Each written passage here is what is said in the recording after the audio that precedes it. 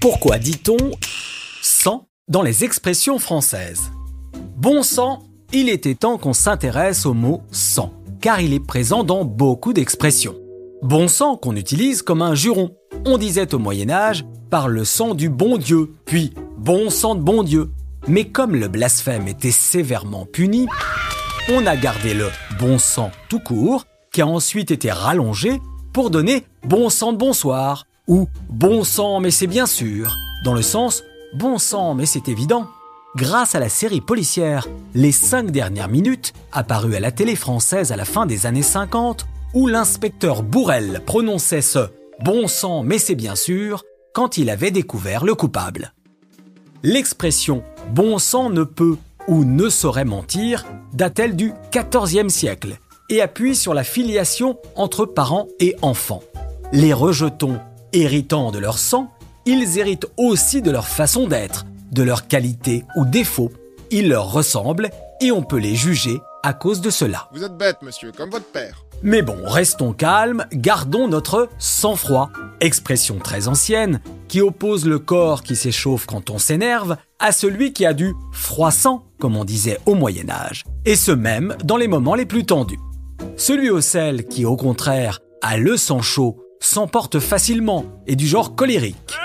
Une expression née elle aussi au Moyen-Âge, où les médecins pensaient que le sang pouvait bouillir dans nos veines quand notre rythme cardiaque s'accélérait, que l'on voyait ses veines gonfler ou palpiter et notre visage devenir ainsi tout rouge. Toute personne bouleversée peut avoir le sang qui ne fait qu'un tour, une expression qui date du XVIIIe siècle et qui est un dérivé de « tourner les sangs », utilisé pour décrire une personne dont le rythme cardiaque s'emballe, ce qui fait circuler le sang plus vite. On dit de quelqu'un d'inquiet qu'il se fait du mauvais sang depuis le Moyen-Âge pour signifier que le stress peut altérer la qualité de notre sang, qu'il est mauvais pour la santé. On dit même de quelqu'un de très inquiet qu'il se ronge les sangs ou qu'il se fait un sang d'encre. Dans les deux cas, le sang était pour les médecins le principal responsable de notre état de santé physique et psychique. Le mauvais sang, noir, qui ressemblait à de l'encre, était synonyme d'angoisse ou d'inquiétude. Se ronger les sangs était une métaphore de s'autodétruire. L'expression guerrière « à feu et à sang » symbolise la violence extrême. Le feu détruit et les atrocités commises font couler le sang. Nul n'est épargné. Des atrocités à vous glacer le sang, autrement dit, à vous terroriser. Une expression imagée où l'effroi vous fige, sang y compris. Quelque chose qui vous stimule, qui vous vivifie.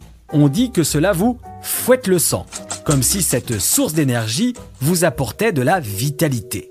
Celle qui apporte aussi du sang neuf, qui fait référence au transfusé qui reçoit ce sang qui lui sauve la vie et qui est aussi synonyme d'espoir et qui relance l'enthousiasme. Celui ou celle qui excelle naturellement dans un domaine, on dit qu'il a ça dans le sang, pour signifier que c'est inné, qu'il est fait pour ça.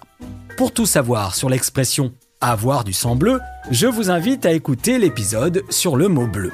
Et je vous invite aussi, si vous le pouvez, à donner votre sang. À bientôt.